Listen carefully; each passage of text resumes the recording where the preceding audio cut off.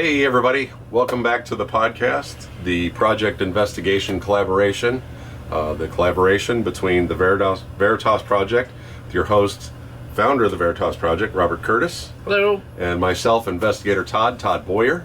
And we'd like to welcome you all today. We're bringing you the podcast from the freezer section of the Linden Library. Because there's a balmy -2 degrees outside currently, and our studio is in the basement, and it is chilly down here today. Yeah, it gets cold. So we once again want to thank everybody from all our overseas listeners from Vietnam and the Philippines, and we appreciate your guys' support. And today we're going to talk about UFOs. Yeah. Now this is a subject that I'm not as well versed in as Bob is, so I'll be asking Bob a lot of questions. And this is the Bob show today. Bob is very much a UFO enthusiast, and he has got a ton of knowledge. Yeah. Most people have probably forgotten as much about UFOs as Bob knows. So we'll go ahead and get into a brief overview, like description of the different ones. So basically, UFO, unidentified flying object. Right. Right. Now, there's a different term that the government uses, and what is that term? It's a UAP. Which stands for? Unidentified Aerial Phenomenon. Aerial Phenomenon, Yeah. right. So, UFOs have been around forever, pretty much. Oh, yeah, there's paintings from the Renaissance era that have UFOs in it. So going back that far, cave art, there's scratches on cave walls of UFOs. So, that's crazy. Yeah. I mean, to think that, we have been visited for this whole time, and then you find them pyramid drawings, in the hieroglyphics, you find them, just everywhere. Every the Nazca lines, all that stuff. Things that are thousands of years old. Yeah. UFOs are a documented phenomenon. Right. So, but then our government's like, nah, they don't exist until recently. Right, until just this last year. Yeah. So now they're going, well, yeah, I guess there was UFOs. But, so the historical context, one of the big things is the Roswell incident in 1947. Now, I know you guys have been down to Roswell. We went twice. So, yeah, what was that like? It's something to see. If you actually go out to where it crashed, where the UFO actually crashed, it's outside of Roswell to the north, and as a person, like, I'm an aircraft mechanic, right? I've worked on airplanes for years, and I've been out to aircraft crashes, to recover, parts of the aircraft, and that's what it looked like. There's a huge gouge in the earth where it hit so hard that it went all the way to a rock that was in the field, and then the craft skipped through the air and then hit the side of a mountain. Bounced. Yeah, so it came down, hit the earth, and then skipped into the side of a mountain, and there's a huge gouge in the side of the mountain where you can see where something hit it. So it hit it with some velocity, is basically what you're saying. So everybody who's like, well, it just crashed there, it was a weather balloon. Like, I've seen airplane crashes, right. And that's what it looked like to me. Like, whatever it was, and this is 70 years later. Right. I'm looking at it, and you can still to this day see, like, there's a scar in the earth where something going fast hit the ground and then skipped up and then hit the mountain. That's crazy. So whatever it was moving fast, and this is the 40s when they 47. 1947. So it's just after the war. When they created Men in Black, right? Right. So you're talking about propeller-driven aircraft, maybe experimental jets at that time. Right. And this thing was moving when it hit the ground. So it left a big scar in the earth. I wonder what the projected velocity of that was. I don't know. Well, to leave that much of a mark. All of UFO stuff and all paranormal stuff, you never get, like, all the details, like a definitive, like the FAA's never gone and done an investigation of the UFO crash because they're all, that's just conspiracy theory. Right. They don't want you to believe it. So. Right. Everything is a conspiracy theory until it isn't. Right. So then the government investigation and Project Blue Book, Right. which was initiated by the Air Force in '52. Right. Study the UFOs and collect and analyze reports. And you even said you had a copy of Project Blue Book around here somewhere. It's down here somewhere. I refer to it all the time. The thing about Project Blue Book, I'll tell you, inside secret, the first edition of the Project Blue Book, I think it made it to maybe the second or third edition, has pictures in it. Mm-hmm. And they're unredacted photos from UFO investigations that actually took place in Project Blue Book. So if you're going to get a copy of it, don't get the new one. Try to hunt around for an old copy of it, the first edition, because it has some really cool pictures in it. And the other ones they've since got rid of it, or they have artists' representation of what the pictures are supposed to be. So before we get too deep into the sightings, let's talk about the shapes of the craft. Now, there's several, you have like the triangles, right? The saucers, the cigars, Tic Tac now. Tic Tac, which is a smaller version of the cigar shape, right? And all these, we've talked about it in previous podcasts, the velocity and the turns and right. These things overtaking jets. Yeah. At 90-degree turns. So. Well, the TR-3B is what the triangle-shaped craft is, and they believe that that's actually an American Lockheed Skunk Works vehicle, because it's been seen in war zones a lot more than it's seen by private citizens. Really? Yeah. The TR-3B either looks like a boomerang or it's like a triangle, depending on who gets the photo of it. Right. And it has lights at the corners, and it moves like an airplane but slower. But it can accelerate super fast all at once. And then the gimbal aircraft is what they call that new one that's what's believed to be an Area 51 recovered technology aircraft, and it looks like a flying saucer, like a disc, but when it flies, it has to turn its belly towards the way it's going, and then it shoots off. Gotcha. It used some kind of gravity negation drive thing, probably the unknown Pentium drive, Right. So we're getting into some deep secrets here. So worldwide sightings, you've got the Rendlesham Forest incident from 1980. More recent, it was a UK involved military personal witnesses. Yeah, it was all strange military. lights, just all RAF personnel. And it left unexplained marks on the ground. Yeah. So, and just the Nazca lines. Right. So that's a big thing. If you guys don't know about the Nazca lines, there is a plateau in Nazca that looks like it used to be a mountain that was basically looks like it's sheared off. Right. Right. And there's lines on the top of it, and there's drawings, and it looks like a runway on the top. It really does. There's drawings all over that are so big they can really only be fully observed from the sky. Right. So, and if you look at the top, it's crisscrossing.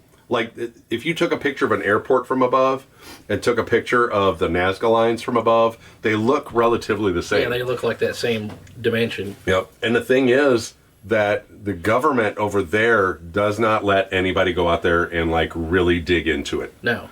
They will not let you touch it. They will not let you explore it. I mean, other than go out and take pictures or whatever, but they don't want any equipment out there. They don't want, No. They don't want anybody to figure out what's going on out there. Right.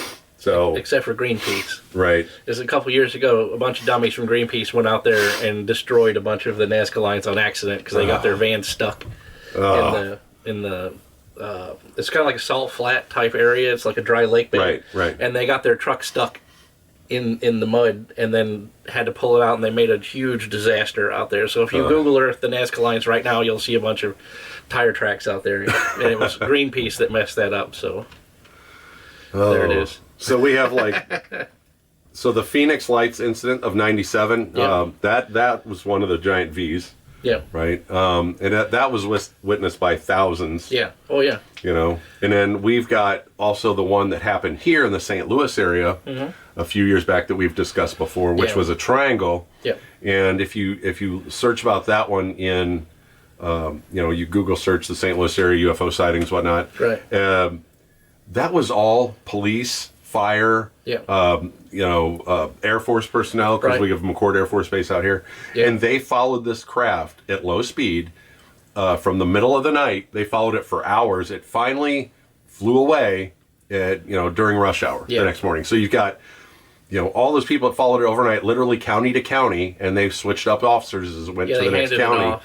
As the policeman ran out of his jurisdiction, he would stop and then pass it off to the next policeman, who would then follow it. Yep. And then he finally got to the river, where they had posted up at the river and were watching it trail off in the distance. And then as soon as the rush hour traffic was going at that time, and it was causing disturbances in the rush hour traffic, because people were like, "What is that?"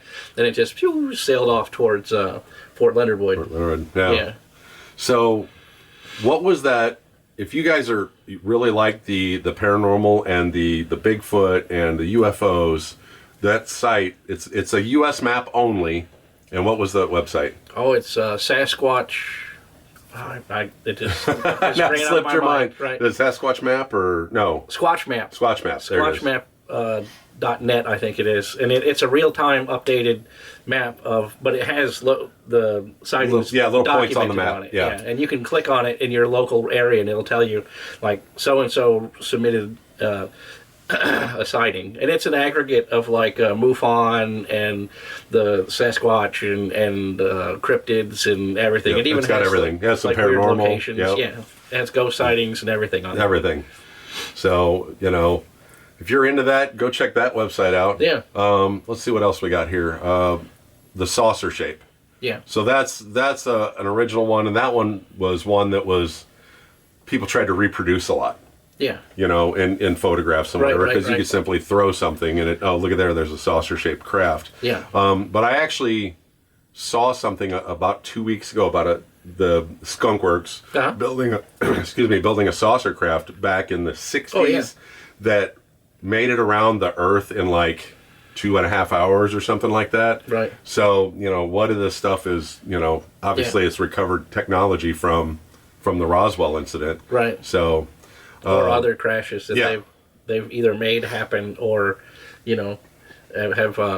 I've heard that story too, where the Army was using those cannons that fire nuclear projectiles. Mm-hmm. I'm talking about the rail-mounted guns, not rail guns, but mounted on the railways that you shoot the big.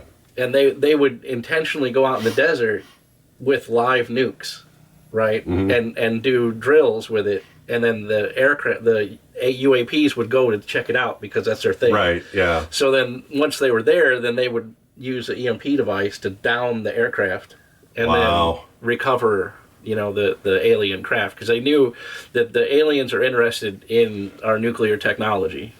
So... I'm going to adjust you there, little Bobs, in the frame.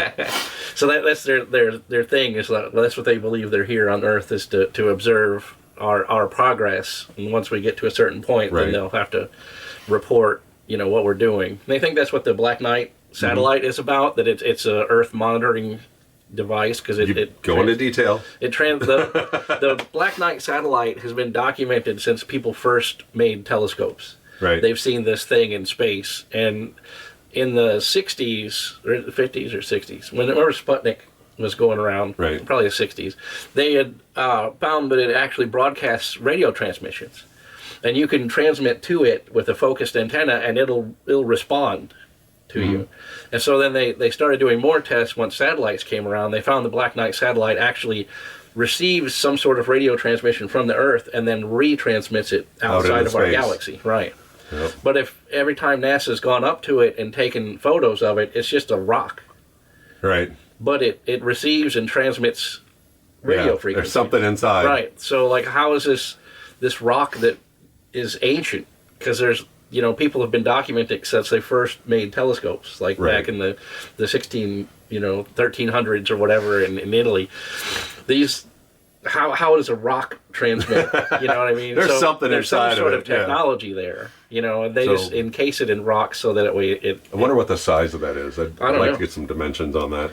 Well, the photo that NASA likes to show you when they talk about the Black Knight is a cover off of a satellite that they had launched back in the 80s. Mm-hmm. And it had a big reflective protective cover over the satellite dish, and when the astronaut was doing a spacewalk to launch the satellite, the cover floated away, and then he took a bunch of pictures of it, and then they used that to tell people, like, this is the oh, that's a cover, it's nothing real, right? So that way they can debunk you whenever you say, oh no, that's that's the Black Knight, and they all, it's like their inside joke is that it's a picture of that cover, right? But the real Black Knight satellite is like a volcanic rock looking like thing. A pumice rock looking. Yeah, it has a texture to it, and it's shaped almost like a knight from a chessboard. It has a curve, and then it has a flat side on it.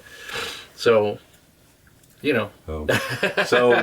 So they have the cigar shape, which was the longer cylindrical round ends, but then you also have the Tic Tac.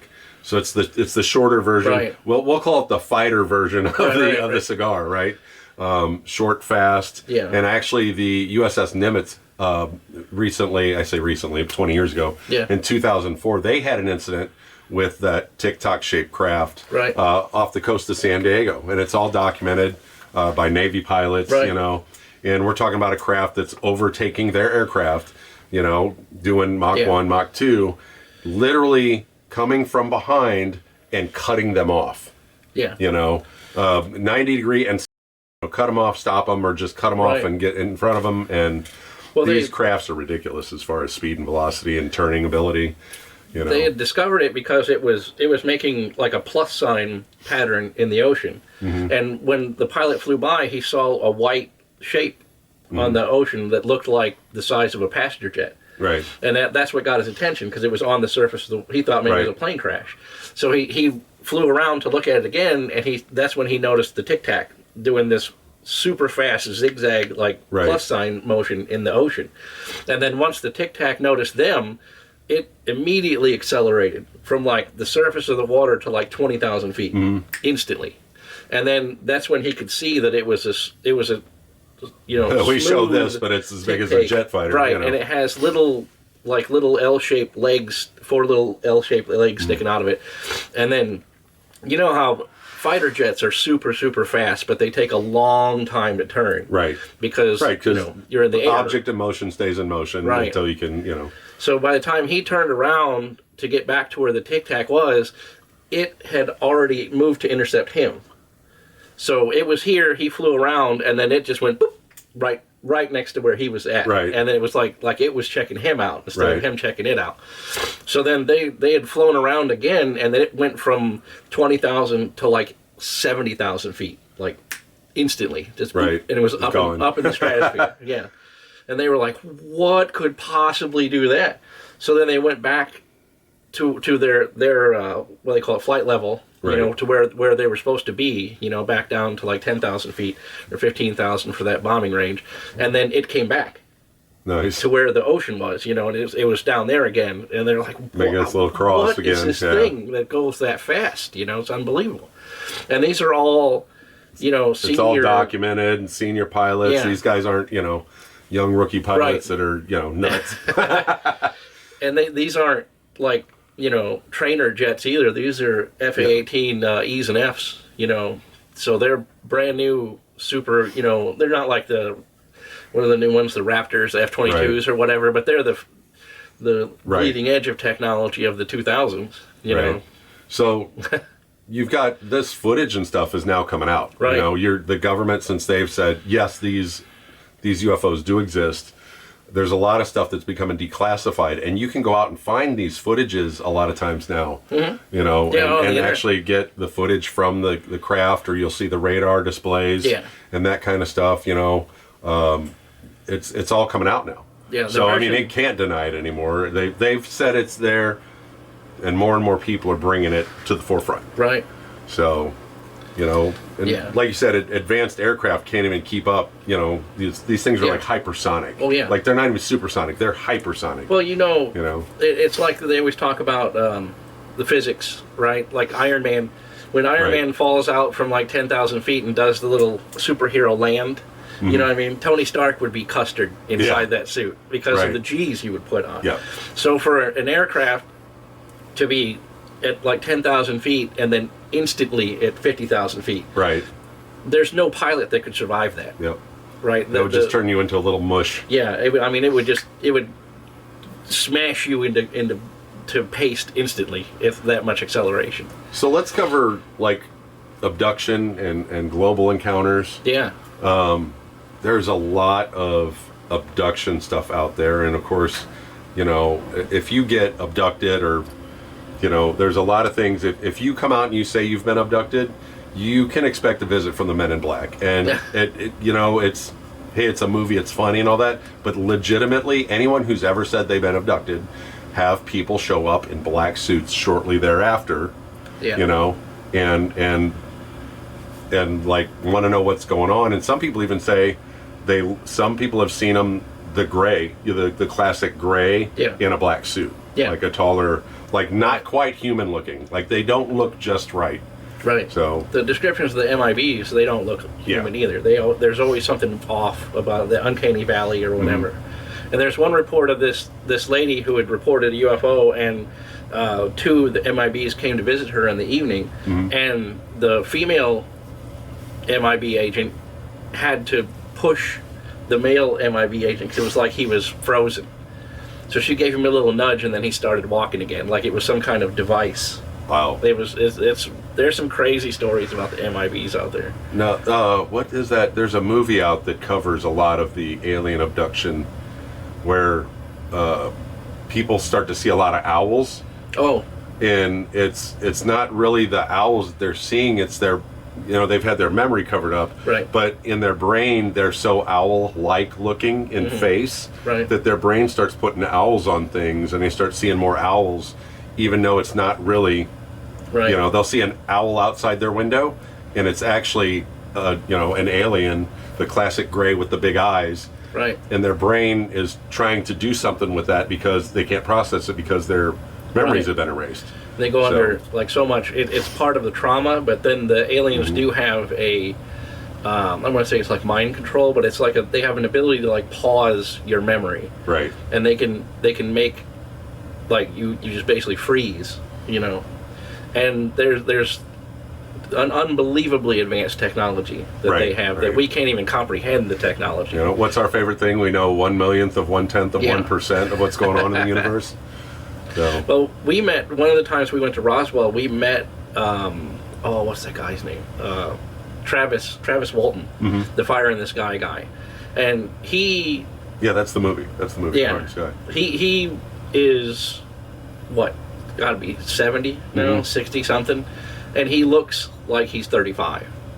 And if you don't know what happened to this guy, he was a forester working for the state government making fire roads in the wilderness, and a UFO came along, and he jumped out of the truck to go look at it, and as the UFO sped away, whatever its anti-gravity propulsion thing smashed him like a bug. Huh. And all the people that were there with him who witnessed it were like, oh, he's dead. That is beyond dead. They jumped in the truck and left.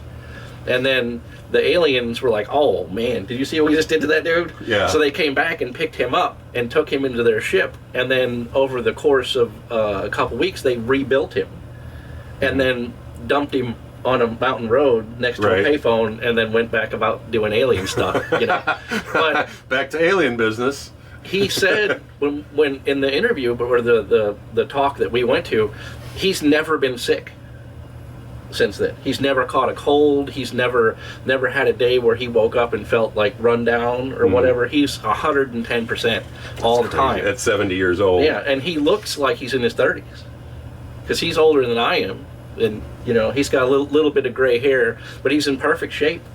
He doesn't have any excess body fat or anything. He's just a happy-go-lucky dude that was squashed flat by a UFO, and they rebuilt him. So let's cover let's talk about some of the pop culture things now. So like the Close Encounters movie, that was absolutely that was groundbreaking back in the day. Huge movie. 1977, Stephen King movie. Spielberg. Oh, Spielberg. Oh, I'm sorry, Spielberg. That'd be a different movie if it was a Stephen King movie. I still need some more Red Bull, I think, this morning. I'm bumping the Lennon Library behind us here. The cool thing about the Close Encounters was it was the first time that a movie took UFOs seriously. Right. And it wasn't like a disc, it was like a machine. Right. And the aliens were here to communicate with people instead of like take over the planet for some Right. kind of crazy thing. That's the thing. That's a trope from the 1950s UFO movies. Is like, oh, they're here to take over the Earth. Like, why would they want it? Yeah. Right? Because we just from our position, looking at with the Webb telescope and the Hubble, we can see like 60 planets that are in the zone of habitability that could be just like Earth in our own galaxy. So if they wanted our resources, they could get it easier somewhere else. Right. Right. So what that doesn't make any sense. Right.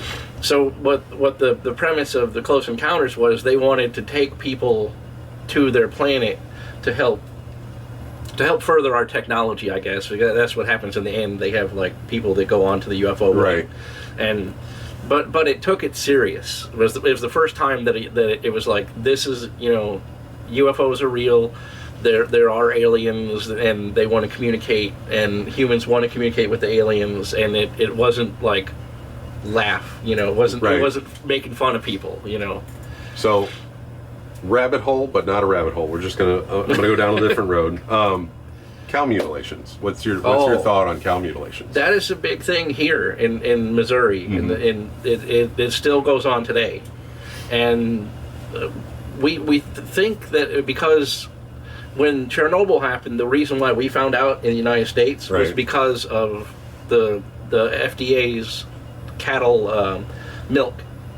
They have so much scrutiny on milk production in the United States that they started detecting cows with radiation in their milk.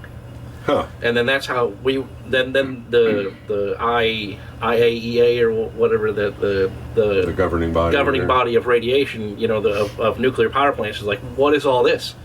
And they went to Finland, and it was astronomically high radiation in Finland. Wow. So then they were like, well, there's something's going on. And then the Russians were like, in completely unrelated news, Yeah. We had a massive meltdown in our reactor here in Chernobyl. But, it's all been taken care of. There's nothing to worry about.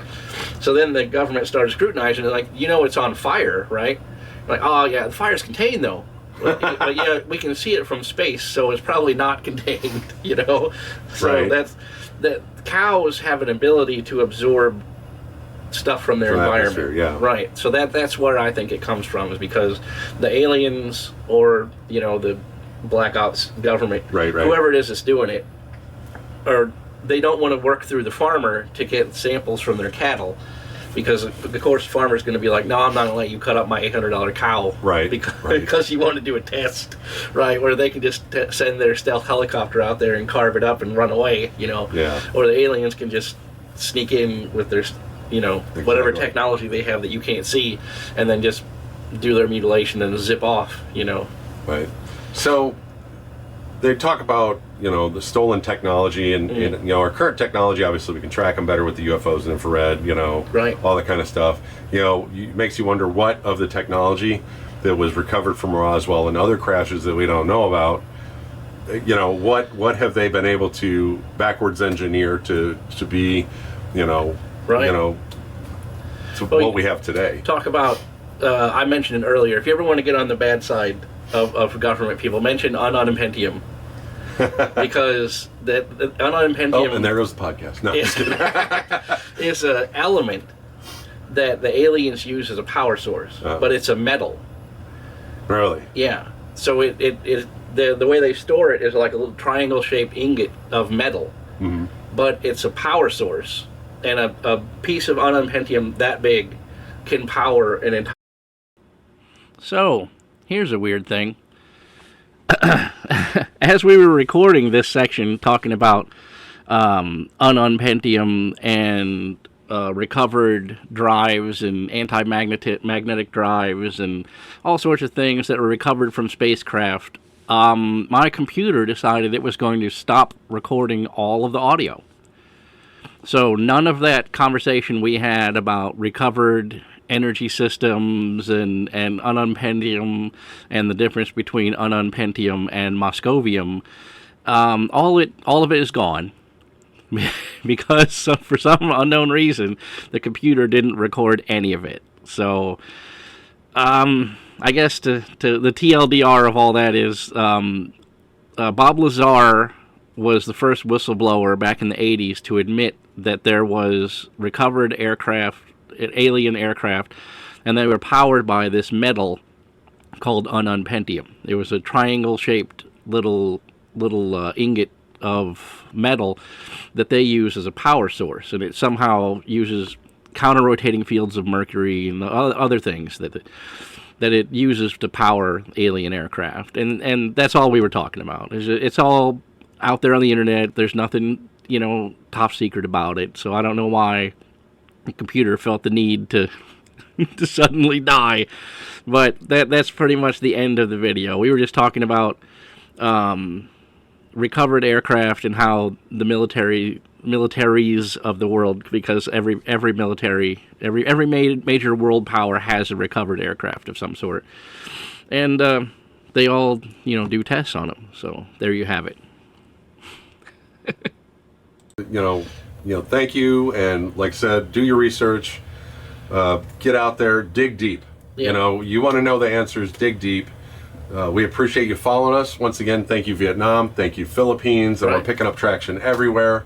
We're picking up traction in Japan and Mexico and Australia. Blowing up. We appreciate you guys. We are really blowing up big. Mm-hmm. We've actually we went from a 27 follower podcast legitimately 3.5 weeks ago, and we are at 3.75K as Right. of this morning.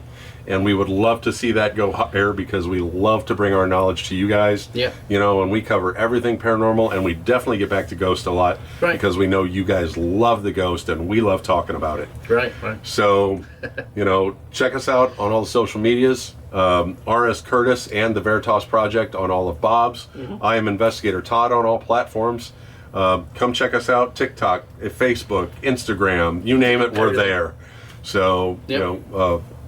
thank you for joining us this week, and remember, Stay curious. and find the truth, and we will catch you next week with another podcast. Yeah.